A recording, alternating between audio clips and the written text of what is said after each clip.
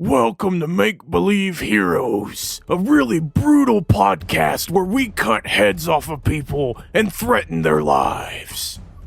Wow. Why? Also intense.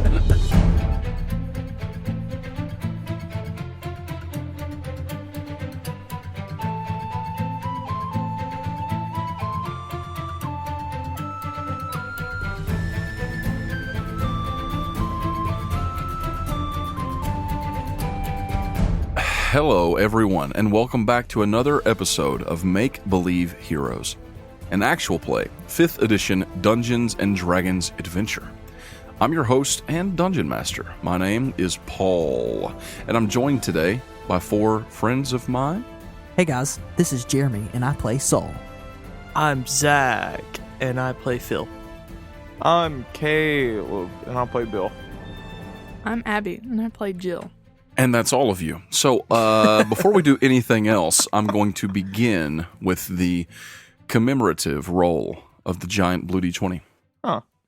11. So last time we played, our adventurers had a couple of prisoners taken. These brigands who tried to rough them up there in the watering hole.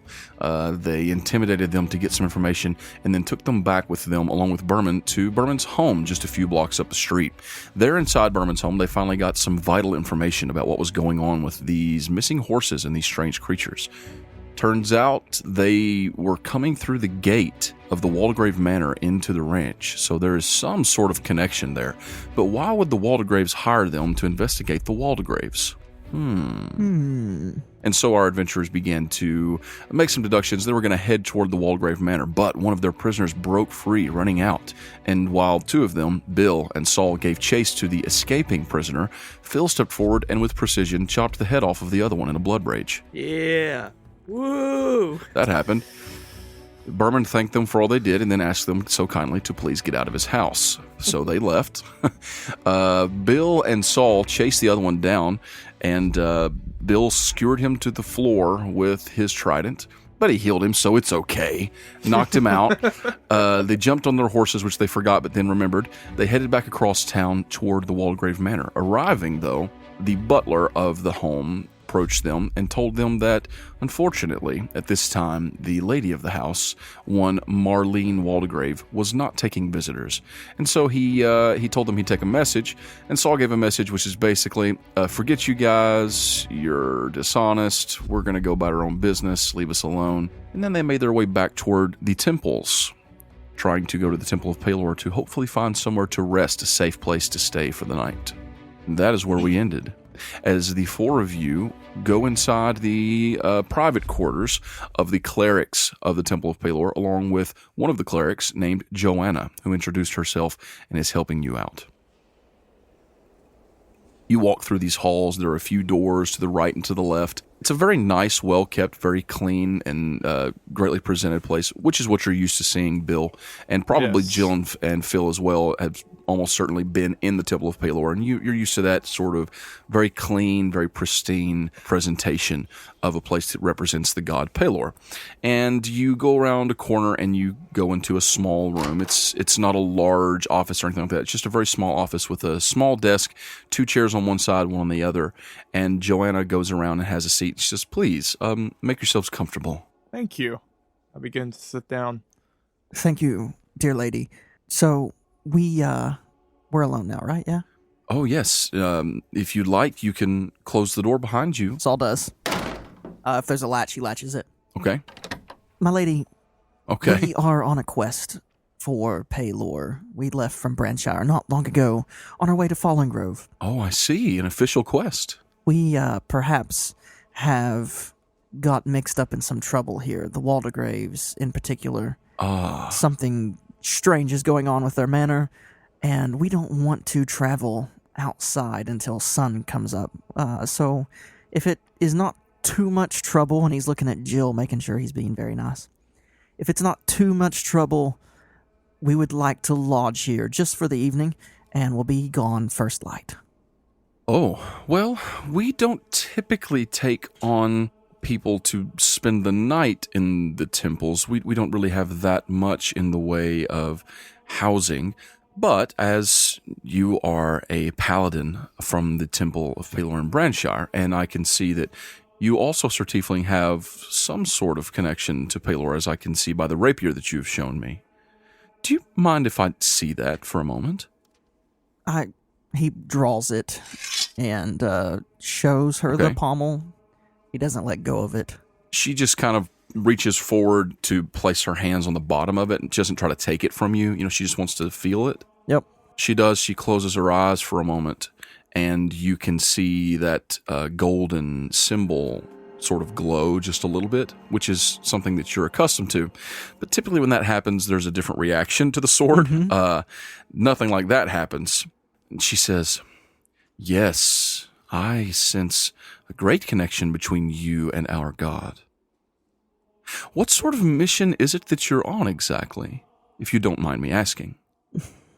It's a little confusing, but we're to go to Fallen Grove, and he's looking at Jill, and he's looking back, and he goes, "I'm really not accustomed to sharing my business with..." I understand. Please, I'm not trying to pry. I understand if it is a mission of secrecy, there is a need for such things from time to time. Yes, I believe we can offer you a safe place to stay here in our private quarters. We don't have really beds to give you. We have some beds of our own, but nothing really to accommodate the four of you. But we can offer you a room. Do you have any sort of bedrolls? I'm certain that we have some blankets and things of that nature that we could lend you for the night. I'm sure we have our traveling tech. These three are more than comfortable to, pile up in the base of a tree. They'll be fine. Yes, ma'am. And do you have steeds? Did you ride horses?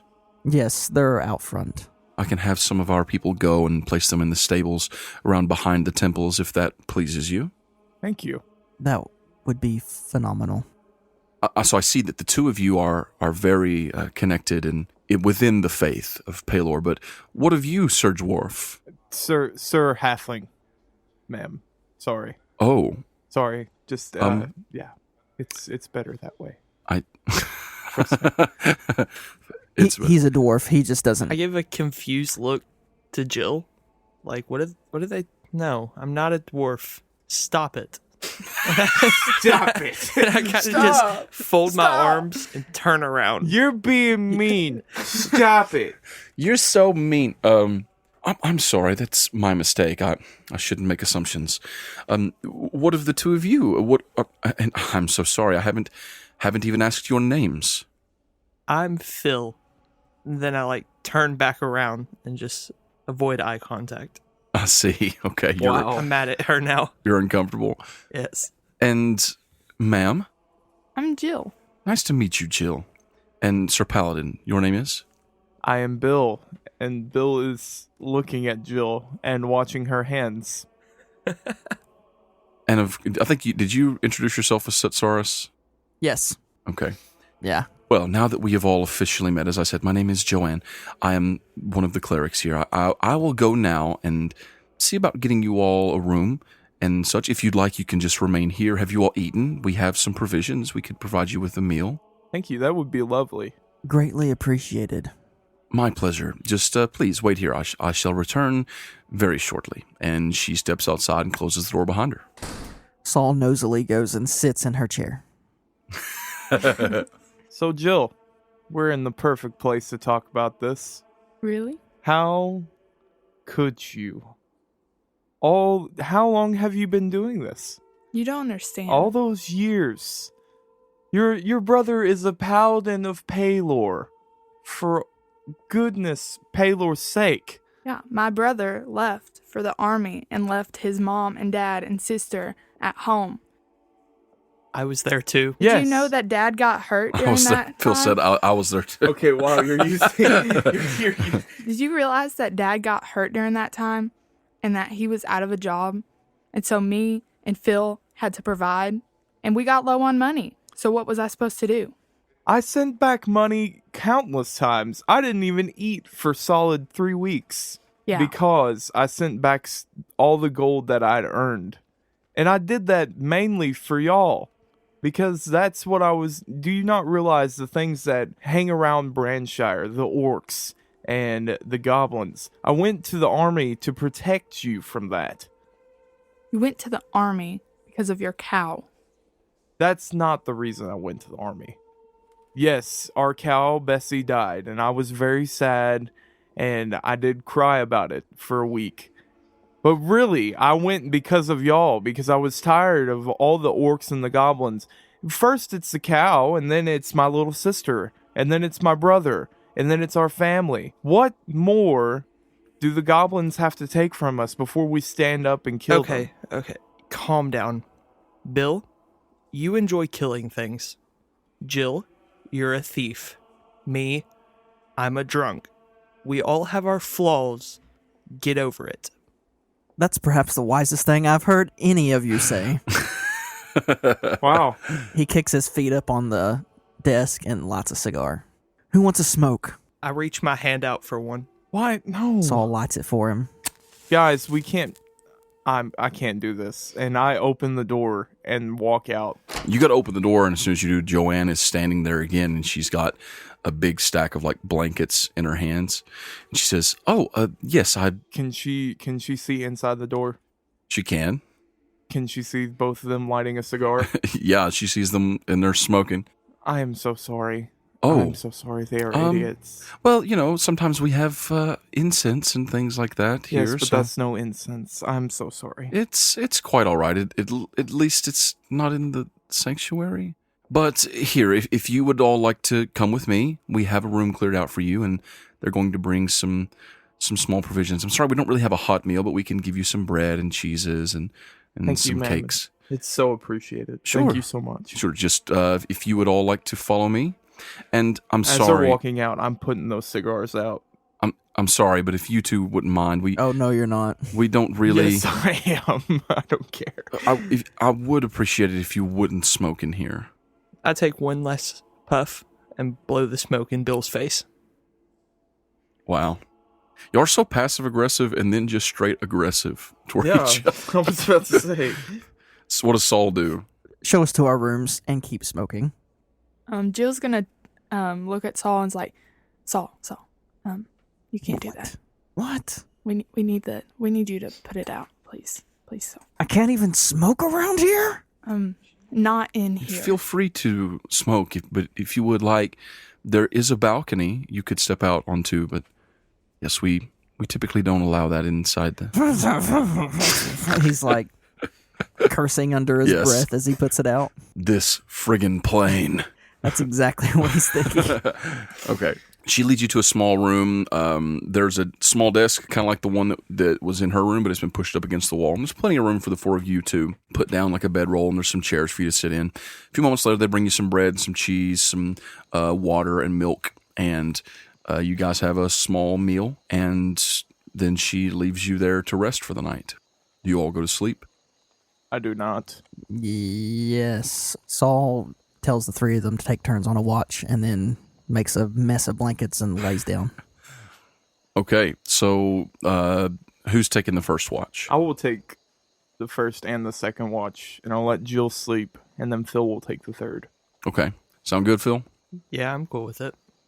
All right, so it's kind of early. You guys are going to bed kind of early. Like I said, it really wasn't much past dark by the time you guys got to the temple, and you only been here for probably an hour. So you're getting in bed around 9. So Jill and Phil and Saul all lie down for some sleep, and Bill, you have some time here to meditate and Yes. keep watch. Do you like sit yourself with your back to the wall, facing the door? Yes. I thought there was a chair, was there not? There are, yeah. Yeah, I was. Is it a spinny chair? No, it's not. Okay, I was about to say that would be bad because I would just spin the whole entire time. So you're all pretty well sleeping, and Bill is keeping a watch. I take some time to, I think, Reflect. yeah, on this day's events. Yeah, everything that's been happening. It's been pretty intense. And I'm sitting there. I guess I'm just talking out loud. And wow, you really threw one on me today. Kind of a little bit more than I can handle. Found out my sister was a thief, and my brother. I mean, I knew my brother was a drunk. But, I do have my own problems that I struggle with. But this world is crazy. It really is. And I feel so angry. Please forgive me for so much, all the anger that is within me. And I hope to serve you better soon. And that's, yeah. So you are meditating, praying, speaking to Pelor. Saul, you're sleeping. Yeah, I am. And you have normal dreams. Jill, you dream about just showers of gold pieces falling from the sky. Phil, you're, killing things and drinking. I don't know. Whatever you dream about. Bottle of Jack in one hand and an axe in the other. You dream that everyone in your family is a dwarf and you're a halfling. Let's see. You just see me start twitching on the ground. Saul, you dream about you dream some things about the 9 hells that you do not remember later when you wake up. You dream about battles you were in. You dream about dinners with lords and darker things like torture chambers. You dream about your father. But none of those things do you remember when you wake up. But you do dream one thing that you remember. You awake in a great white chamber with pillars that disappear into the ceiling above you, and you're standing there. Mm-hmm. Typically around this time, you are visited by a certain someone. Yeah, Saul's going to be like, he's going to speak out. Are we going to do this every time I go to sleep? You don't see anyone, but you do hear a voice that just fills the chamber. Saul, I don't have long to speak with you tonight. I simply wanted to offer you a warning. Things are worse than we expected. Something is coming. Saul, wake up. Something is coming. Wake up. Saul, wake up. Something is coming. Saul wakes up. Saul, wake up. Something is coming. What? Wake up. What is happening? And Saul gets up, draws a sword. There's a window on the outside wall of the room where you're staying, and something is like pecking against it. And you can hear the sound of pretty large wings beating outside the window. Yeah, I know. Great. Get up, everyone up. I'm grabbing Jill and picking her up, and I'm just What? wake up. Wake up. There's some type of bat thing out there. Open the doors, everyone out the doors, shut the doors behind us. The window crashes. Something just shatters through this window, and you see this large stone just roll into the room. It doesn't look like anything particularly special. It's just a rock, a pretty large rock, and there is something tied around it. Okay, Saul goes and gets it. You all hear the familiar screech that you heard just the other night when you all rode into town, denoting that whatever was just outside your window is a part of those creatures that accosted you on the road. And you go up, Saul, you pick up the rock, and tied onto it is like a piece of cloth. You take it off, you look at it, and you can see it looks like some sort of piece of like a white cloth or some sort of light colored cloth, and written onto it in a red script that eerily looks like it might be a blood, maybe. You're not sure. Okay. It's kind of hard to read. It's like someone trying to write something who doesn't really know what they're doing. That's great. And What does it say? It just simply says, "Come now, north." Oh, boy. Is the thing floating with wings still there? It's gone. When that crashed through the window, you guys heard it, like you heard it screech and fly off, basically. I show the note to everyone. Dang it. I was just getting cozy. Doesn't going north now mean death?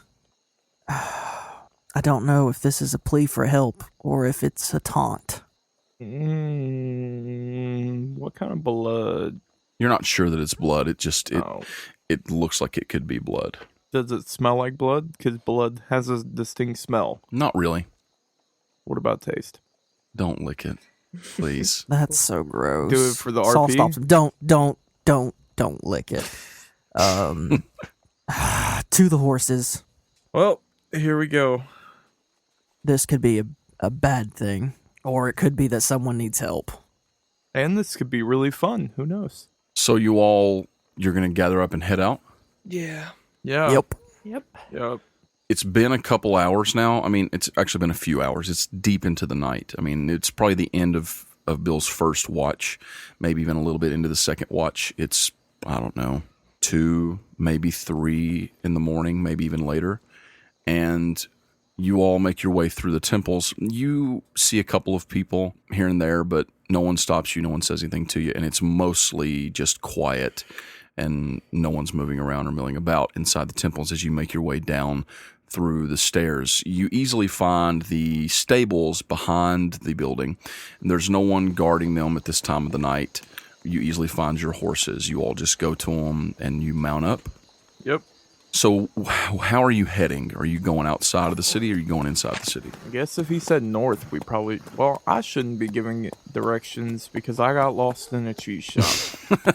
I'm just following. We're going to go through the city until we make to the north gate, and then we're going to head north. Okay. So you guys get on your horses. You make your way through the city. You're kind of in the northeastern part of Nordentown anyhow. And the northern gate to the city is nothing like the main gate that you all entered through. On the western side of the city are like the ports that come in on the river from the sea, and it's like the heavy trade part of the city. Where you guys are going out is kind of more like the rougher side of town. It's not too far from where you all found the watering hole, but you make your way along the main roads heading north. You know, you basically just kind of keep the walls in sight until you come to a gate. And the gate is shut and locked. It's closed up, and there are a couple of guards standing nearby watching the gates. As you all approach, one of them calls out to you. "Hail, riders. The gates are closed for the night. I'm sorry, but probably going to have to just wait till sunrise if you're looking to get outside. I don't know if you've heard, we've had a little bit of disturbance lately. Some people came riding into town just the other day, and they were attacked by some sort of weird creatures in the night. So we're going to have to ask you to wait." So, sounds real familiar, and he shows the note to the guy. "This was thrown through our window." All right. That's pretty weird. I don't know anything about that. Yeah, that sounds awful strange. Like, think maybe some kids just threw it in your windows? I don't think kids look like that. It was a 4th-story window. Ah, interesting. I don't know anything that could do that. Do you, you guys, why are you showing? Look, you probably ought to wait till morning time to head out through the... Saul, flash the coin. Shows the Waldegrave coin. Ah, Waldegrave business, eh? Yep. That would be correct. Well, I guess I better let you out then. Just don't, just be careful, you know. Hey, like I said, there's some dangerous stuff out there, and you all need to, just watch your backs, be careful. Keep an eye out for any sort of weird monster creatures, things, trying to eat you or anything like that, And sometimes there's like owlbears and wolves and things like that too, but I guess we can let you through this one time. Just be careful out there, all right? Thank you. Open the gate. He goes over, they take the big, it's like a board, big thick board that holds the gate shut on the bracers, and they open the gates up and let you pass through.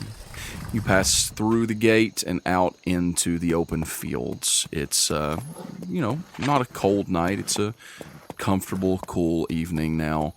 It seems like maybe the warmth is starting to settle back in as you all ride north along the road. North of Nordentown is mostly forestry once you get about a mile away. You guys rode through some forest coming from the east, but north the woods just become more and more dense. And you guys haven't made it very far, but you're just kind of on the road when you finally do come to the line of woods, and it starts to pinch in on you from either side. What are you doing? Being perceptive. Okay. Let's have perception checks all around. Paying attention and riding quickly. Ooh, Saul's is bad. I got a 10. Jill, Jules is worse. you rolled another natural 1. Oh. You are a Lightfoot halfling, Oh. which means you can re-roll a nat 1, which we did not do last time again. I got a dirty 20. It's okay. It's just a 5 plus your mod for perception. Saul got a 4. Your perception's a -2, Bill. What'd you get, Phil? Dirty 20. Oh, sweet. What'd you get, Bill? I got a 10 then. And you got a 6, Jill? I think that's a 9. Yeah, you got a 9. Sweet. Okay. And Saul? A 4. So you guys are riding along. You're all watching, but it is dark. It's early. You're all very tired. Saul, you're kind of befuddled by what happened in your dream, probably a little disturbed by it. And then you woke up to that, and here is, you're riding through. Jill, you're watching, but it's hard to see.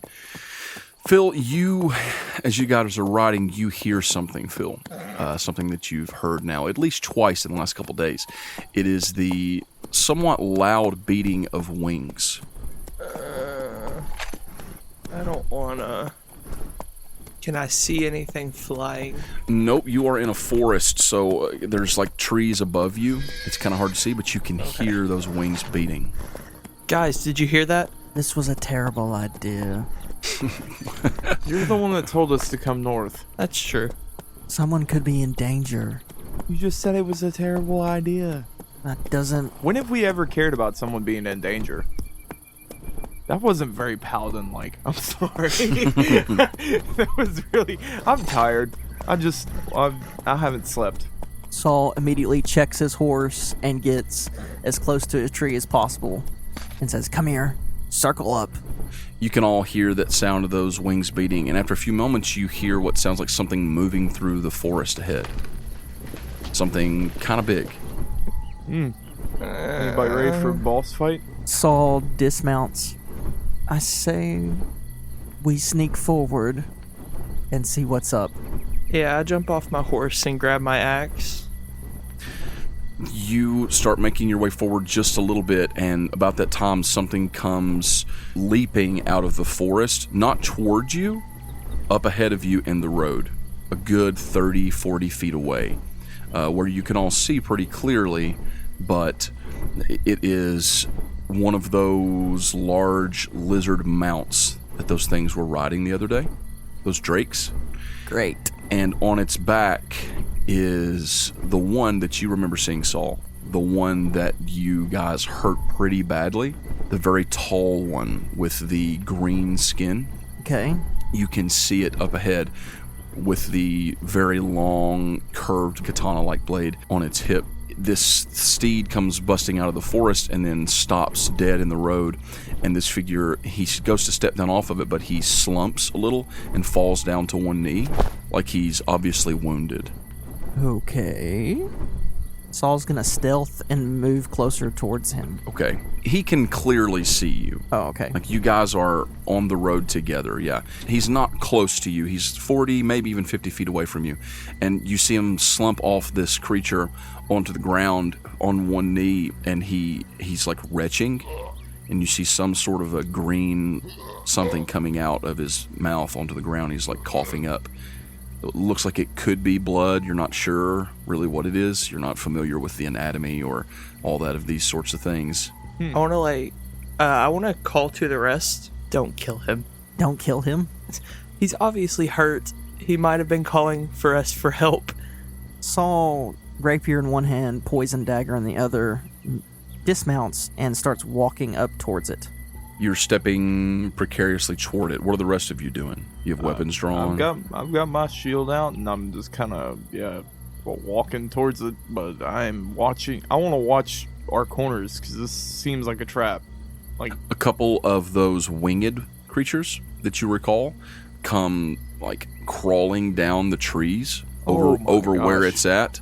With their wings wrapped around, sort of like a bat. And they just perch on limbs above the one that's on the ground watching him. They're not moving towards you. They're not doing anything. They're just sort of hunkered down watching the one that's on the ground ahead of you. I want to throw my axe on my back. Okay. Like, put my weapon away. And I want to kind of run towards the one on the ground like I'm trying to help. Like, I don't have a weapon drawn. I'm not trying to look like I'm going to attack or anything like that. Okay, you sort of start moving quickly forward toward him, and Saul's moving toward him as well. I'm assuming the other two just kind of approaching with him. I've got my bow drawn, and I'm just kind of behind Saul. Yeah, just watching, just kind of ready to let loose if you need. And Phil, you come running forward, and as you do, Saul's stepping forward, the thing that's on the ground, he holds a hand up and says, "Stop! Wait!" Stay back, dwarf. Who are you and why did you attack us? He coughs again. Horses. We need... What, you want horses to eat? Yes. Sustenance. Sustenance. My name is Kolmas. I need help. Does no one else see the irony in this? Did you send the message? Anybody? Am I the only one? Yes, my message. I am wounded, dying. Throw down your weapon. He pulls his sword out and just tosses it to the side. Please, Go pick that up, Bill. I do not wish to die. I'll go to pick it up. You go pick up the sword. Saul walks up. Saul wants to spend like a hit point of his lay on hands just to make sure that he doesn't like bleed out in front of us. All right. You step up and you spend one of your hit points from your lay on hands pool. Yep. You do, and you feel the energy, the power come from you into him, and it helps him, but he's in pretty bad shape. He's going to need more than just a little bit of help. So tell me, I just see this as ironic, is that you were trying to kill us for our horses, but now you're asking for our help. I'm so confused. If you don't mind, I guess I'm the only one really rationally thinking about this, but you tried to kill us, but now you want us to keep you alive? Yes, this is true. Saul looks at Jill, looks at the thing, looks at Jill, says, "What is this thing?" And looks back at the thing and says, "What are you?" I am a child of dragons. What? Saul kills him. No. My master is gone. I am dying. Your master? Who's your master? She is no more. Oh my gosh. Listen, I am losing myself. She is gone. All is lost. But I can help you. Help me what? The woman. The Waldegrave. She is not as she seems. Saul heals him. You give him all you got. I'm gonna walk up Yep. and give him all I got too. Okay, you guys heal him. Whoa. Yeah. He's gravely wounded. You don't know this, but when you all fought him last time, he was like within 10 points of death. And your dagger left wounds in him, Saul, that would not heal just naturally. It's going to take the power of a god to heal him. So you help him. Bill steps up, you help him, and he takes a deep breath and he says, "Oh, thank you. Things are changing. The woman, she found me, and she restored me to health. But she observed me. She hurt me. The Waldegrave. Why? Why are you free? I escaped. My brethren, they come to me.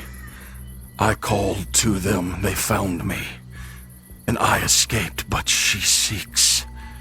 She will not rest until she has found me again. I was weak, but you have restored me again, and so I will help you as I can." He stands up, and he is tall, taller than any of you. Like he's like 6'4", 6'5", maybe even a little taller. Wow. Saul. He's a few inches. Honestly, looking at him, you're reminded of Kjorg, except a little slimmer. You know. Cool. My master is gone, but you, devil, you serve the gods. And he points at your sword. Oddly enough, yes. This is so weird. Saul doesn't know it's weird. My queen is forever gone. Your queen. Who was your queen? The black dragon. I spit on the ground. But something remains. Does Saul know dragon lore? You don't know dragon lore, but you heard a story once about a black dragon from a silver dragon. That's right. About how she fell in love with a elf that blew her up. You heard about how she was misguided and now she was gone. You serve the gods. Your friends, He says, signaling to the other three of you. help you serve the gods. Yes, except for when they get lost. She Please, stops. I desire redemption. Wow. Is this a conversion? Redemption? I have nothing left. My master is gone. Veroth, the red my companion from the other night, he does not see. He does not see how things truly are. He does not understand what is coming. I know. He looks toward the sky and he raises his hands upward and he says, All will burn.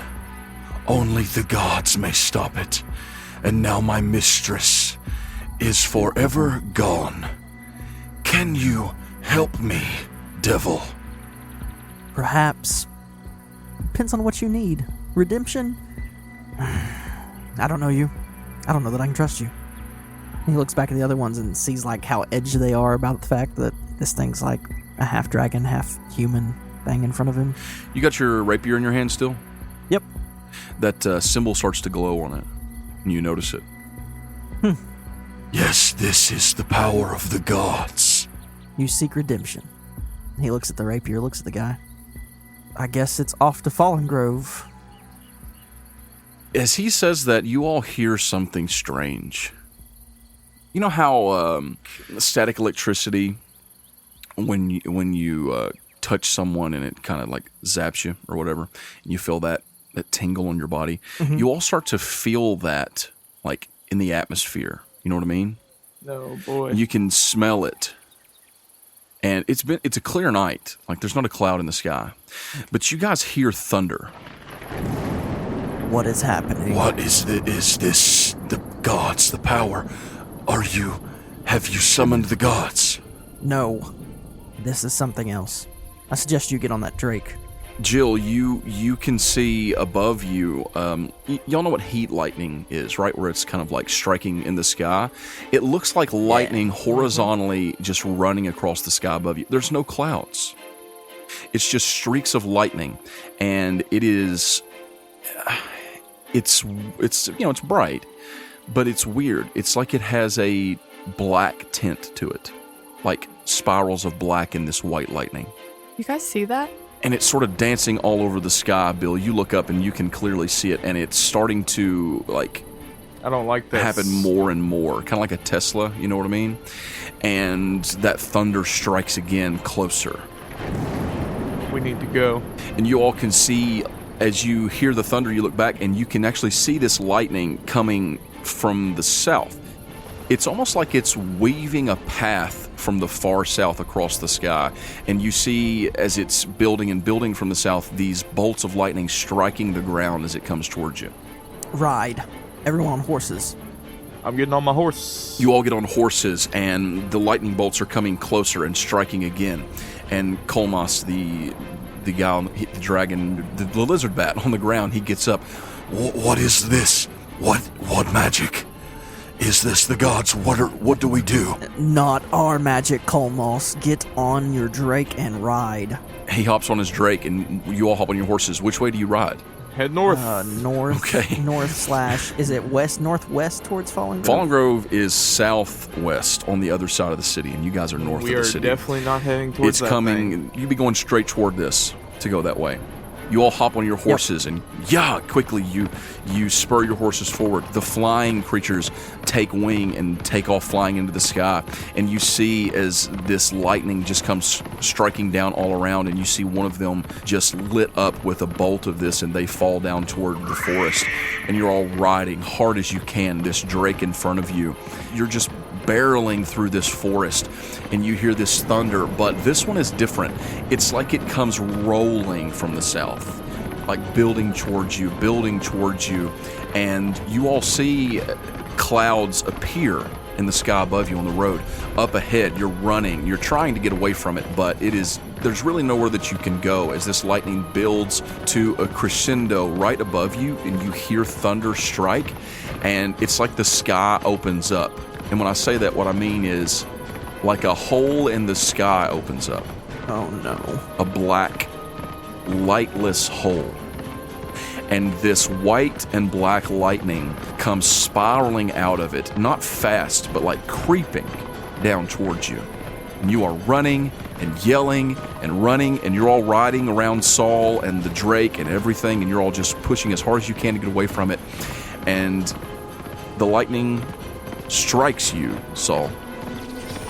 What? Right in the back. And you all see Saul just disappear in a cloud of smoke. Saul!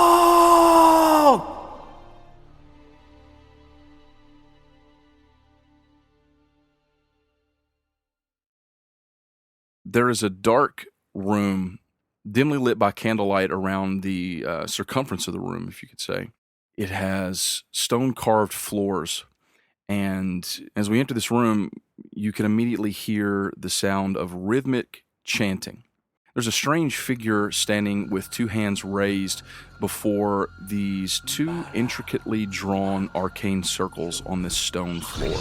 In the center of each of these arcane circles are iron shackles lying open. The figure is standing there, his cloak flapping in the wind, because in spite of the fact that we are inside this sort of carved out basement, there seems to be wind blowing around this room, and on the ceiling you can see what looks like a cloud brewing, a dark black cloud with white and black lightning. This figure is chanting a sort of incantation over and over, saying the same words, flowing as if this has been practiced many times before. You can see this clearly older elven figure standing there as he continues his incantation, bringing forth this cloud and these winds and this lightning through this ritual. Alan, why don't you describe your character for us? He is an elf of elder years. He is graying of hair, thin hair, not really the tall, lithe, elegant elf you'd expect. He's still elvish in his features, the pointy ears and all that, but he's shorter, kind of stocky, little overweight, wearing simple clothing, a robe. He's holding some various little totems and stuff that he's pulling out of pockets of his robe and shaking around a little bit, maybe sprinkling some in a circle and chanting as he goes around the circle. This older elven figure is hunched over, completing this ritual, and the winds are beginning to blow more strongly, and this cloud begins to almost become a sort of cyclone coming down toward the circle on the left side. You can see another figure off to his left, a human standing there with dark brownish hair, about shoulder length, wavy, looks like it hasn't been washed in quite some time. His facial hair covering his face, it seems to be unkempt and just as if it's a person who just doesn't really care that much for their appearance. He's dressed in simple clothes. And Jeffrey, describe your new character for us. He's got a black cloak with, say, not a full cape, but like a one-shoulder cape. Because it's cool. It is. And if you look closely, he's got a scar over one of his eyes, his right eye. And you might notice he has some black chainmail underneath that. And yeah, he's just wearing as dark clothes as you can get, basically. Is he holding any weaponry? He's got a couple things on his back, kind of, his lower back. There's like a little short sword. Right. Probably about forearm length. Okay. And some other weird looking black thing. So this other figure is standing nearby while the elf continues to complete this ritual, and the wind blows stronger, the lightning starts moving and flashing, and it sounds like a thunderstorm in this basement, this carved out room that you're in. And then after a few moments, you hear a thunderous crack, and the cloud above opens up and drops a cyclone straight down onto the floor. And as it strikes the floor, you hear the telltale thud of a body hitting the floor. And immediately the cloud begins to lift back up toward the ceiling, and there, face down on the stone, is a tiefling with reddish-orange skin. He is dazed, confused. Saul, Beautiful. the He room... is beautiful. He's lame. Saul, the room is spinning. You are completely disoriented. Your voice is taken from you. You're having trouble breathing. You feel like you were just birthed. I mean, it's this intense feeling. You are overcome with fatigue, and all your nerves are on fire all at the same time. Saul almost throws up and then catches it in his mouth and swallows it instead. Delicious. As this is happening, the hunched-over elven figure, he continues to chant and give his incantation, and the cloud begins to swirl again, and it forms over onto the right circle. As that happens, I will rush forward towards the tiefling. There are some shackles laying there. And I'm going to bind this tiefling. Saul uses Hellish Rebuke.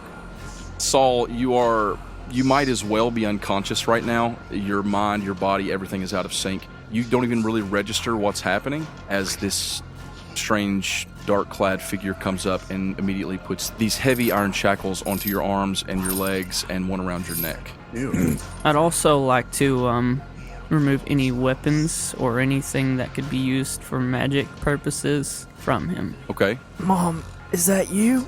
Go ahead and just roll me like an investigation check, I guess. Or perception, either one's fine. It's a 19. Okay. You easily find every single weapon that he has on him. Uh-huh. He's got a bag, like a pack, that has all of his ancillary items that he carries with him on journeys and things. But you find a rapier on his hip. You draw it, and as you do, you notice something very specific about this rapier. It has a symbol carved on the hilt. You recognize it as the six-pointed star of Pelor. You continue searching.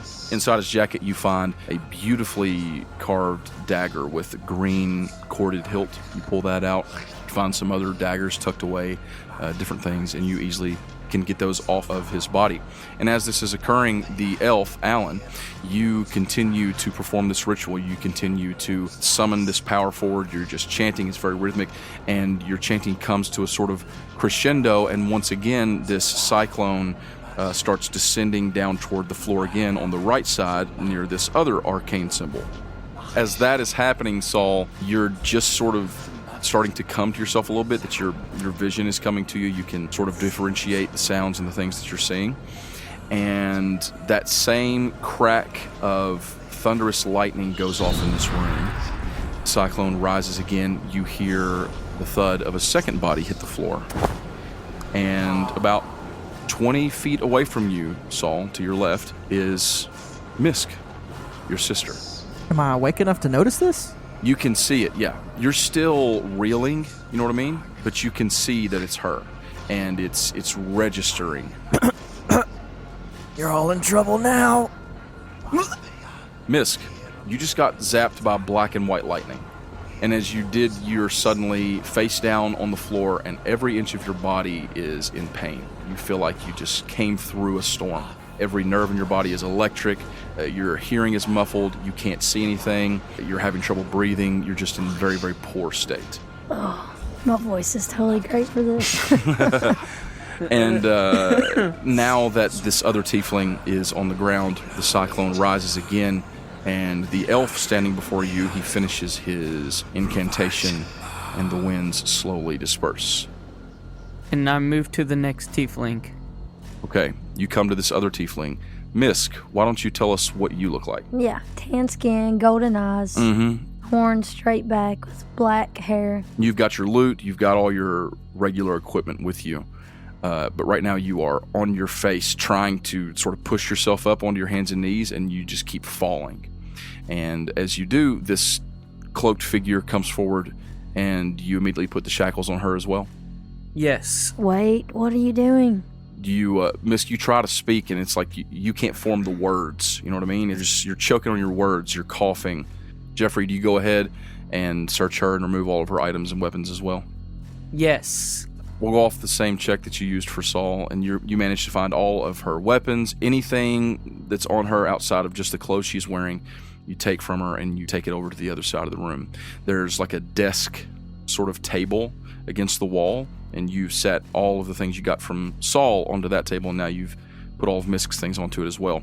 Saul, you are able to sit up on your hands and knees and look around the room now, and you're seeing all of this and taking it in. There are candles around the room.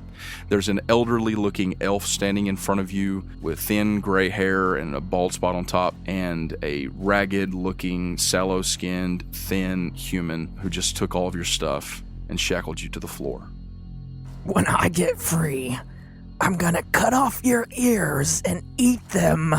Phil, Bill, Chili, where is everyone? I slap him. You slap him? No.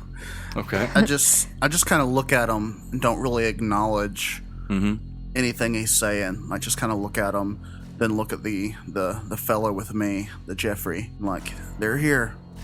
You know what's next. We kill them. Who are you? We don't have time for your insolence. I pull out a sacrificial dagger. Saul stands up. You can't stand up. Saul attempts to stand up. You go to stand up and you fall down again on your face, and you're starting over. You're pushing yourself back up again. I start peeling an apple with it.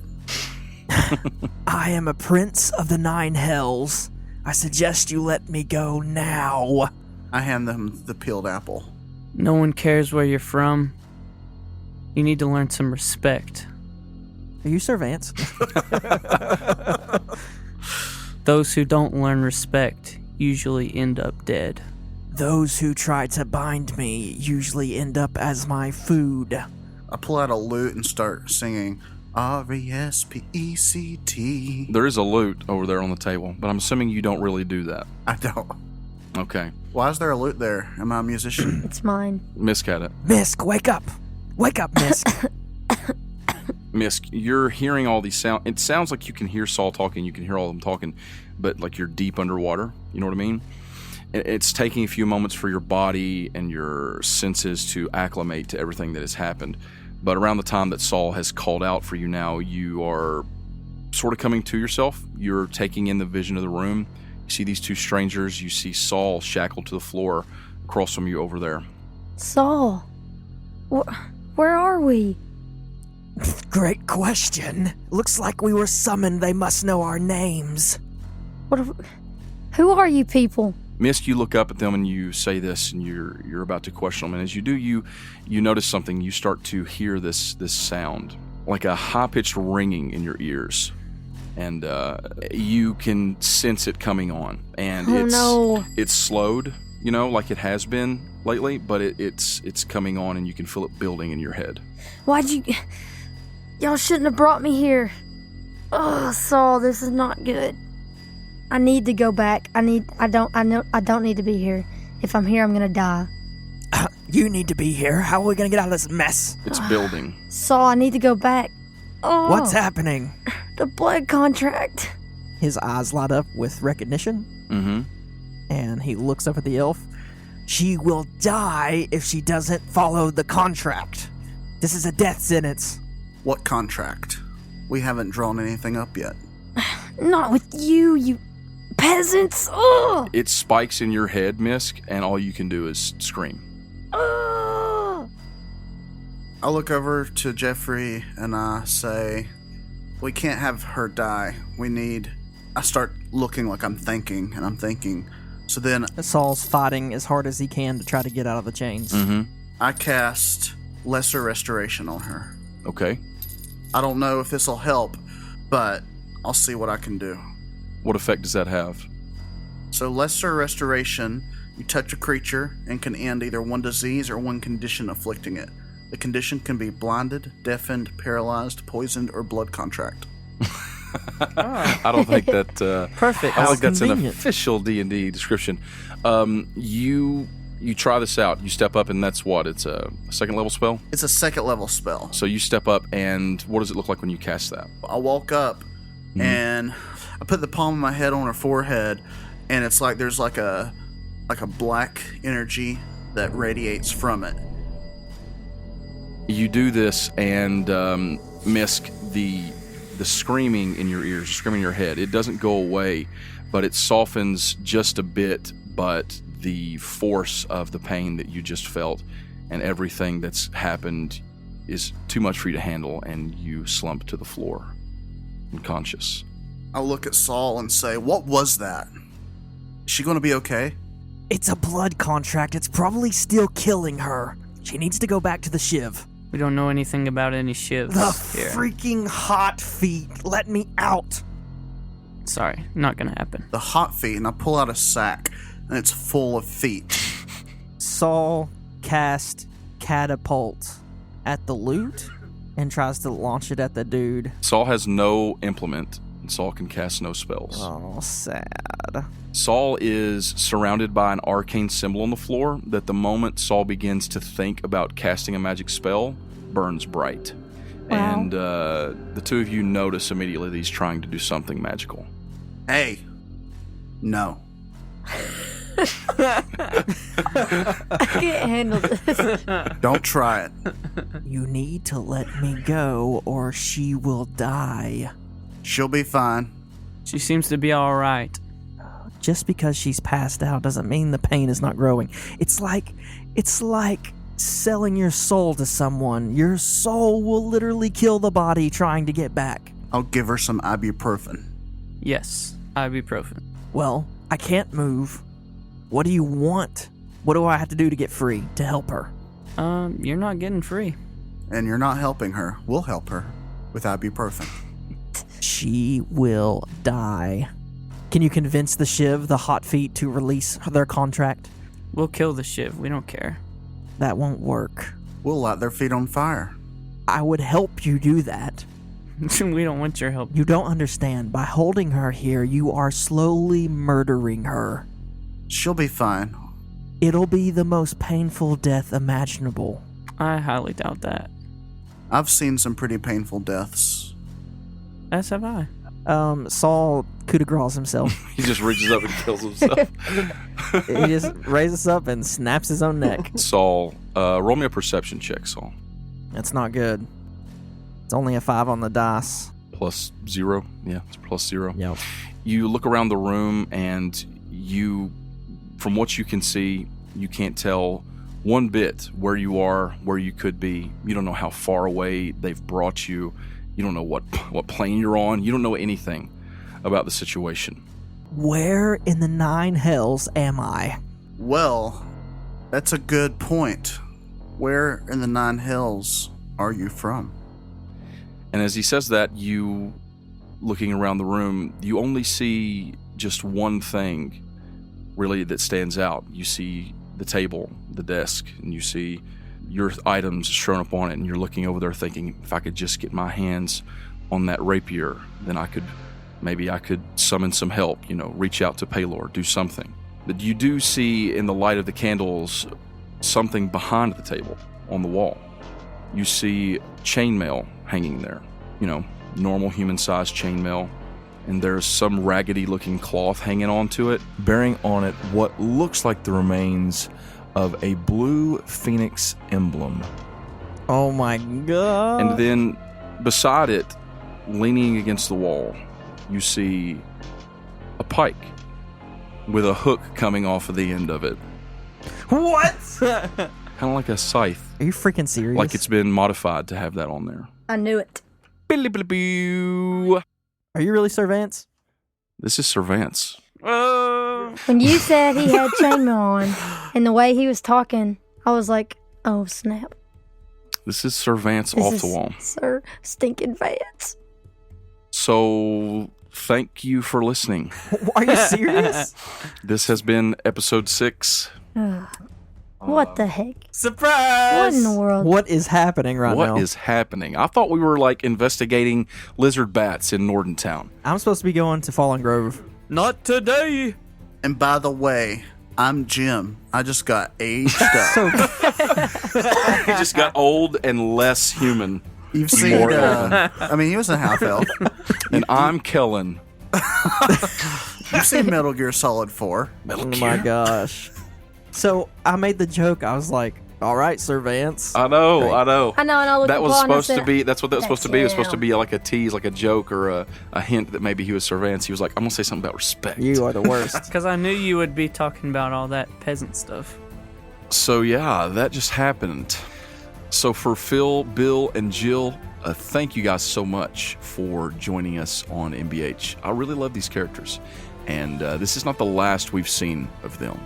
But for now, this adventure is taking a hard left. Yeah, it was fun.